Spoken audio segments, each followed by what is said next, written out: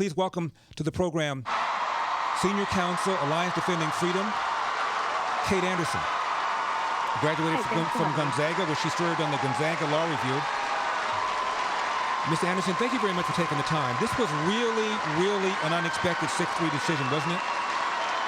It was an unexpected decision given the law that was at issue. Given the law and the assumption that justices like Gorsuch and Roberts, when they were appointed, were going to be originalists and follow the text of the law. And now we have a 6-3 Supreme Court that, in my opinion, has gauged in the kind of legislating from the bench that all of us people that really believe in the Constitution have complained about. Well, the issue before the court was whether in Title VII, which is the federal employment law, whether sex in that law includes sexual orientation and gender identity or not. And as you say, we would expect the justices to look to the original public meaning of that law at the time that it was passed in 1964. And there's little doubt that at that time sex meant men and women.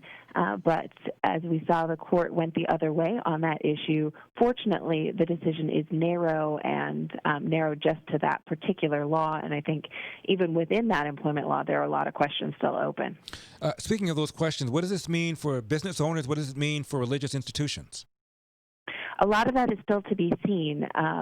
The decision focused on terminating somebody simply for their gender identity or sexual orientation, independent of anything having to do with their actual ability to do the job, anything that would be a qualification for the job.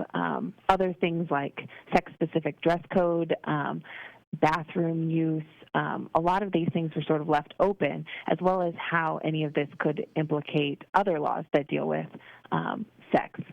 I'm talking with Kate Anderson, Senior Counsel with Alliance Defending Freedom. Kate Anderson, this could have been a pretty easy fix. If Congress had wanted to expand the definition of sex to include sexual orientation, they could have done that. Yes, and actually this issue was before Congress on numerous occasions, and Congress has not added the concepts of sexual orientation or gender identity to this federal employment law. So Justice Alito, when he was writing his dissenting opinion in this case, he said that the court was legislating from the bench by making a change that Congress had declined to make, and there's definitely some truth in that. I know that the ADF has been involved in representing female athletes who have been challenged by transgender male athletes. How does this decision affect all of that? Well, we're certainly concerned about activists using the logic from this decision and trying to transport it outside of this context to move it into things like Title IX that protects women's equal opportunities in sports and in scholarship opportunities.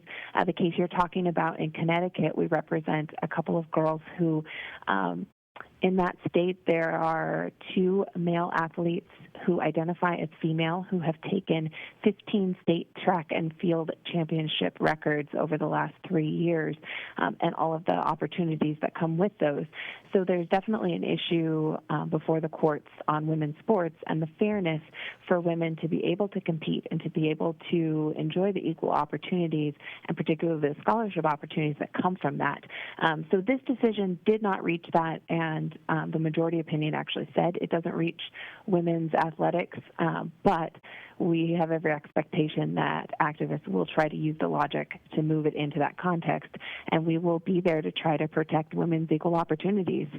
My guest is Kate Anderson, Senior Counsel with Alliance Defending Freedom. Speaking of Alliance Defending Freedom, you guys have been on quite a winning streak. You've achieved about 9 victories in the Supreme Court in the last 7 years, played a role in some 54 victories at the Supreme Court level, a huge winning percentage in these cases. And to help out with Alliance Defending Freedom, you can find out more by going to yourfreedomfund.org or call 866-700-1060. All donations are tax deductible.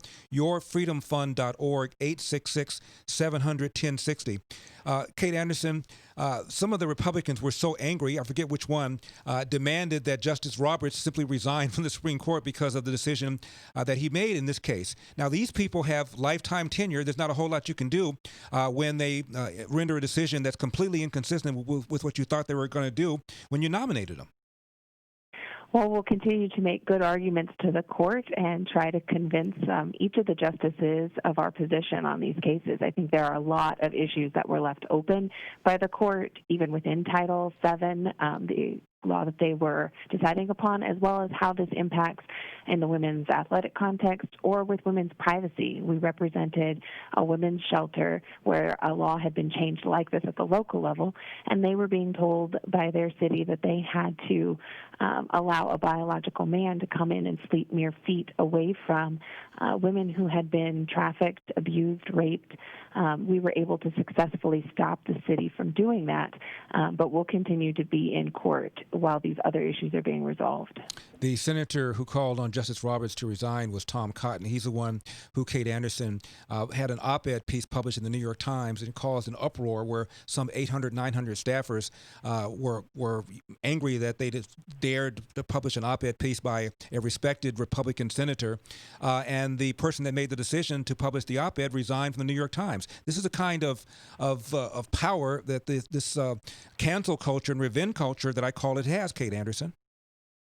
Well, people of faith should not be treated like second-class citizens, and I think we are seeing a call more for people who have beliefs about marriage, about what it means to be a man and a woman that have been historically held by everybody.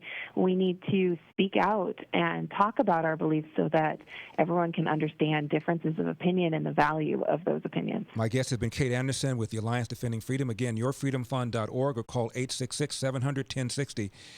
Kate Anderson, thank you very much for taking the time. I appreciate it. Thank you so much. My pleasure.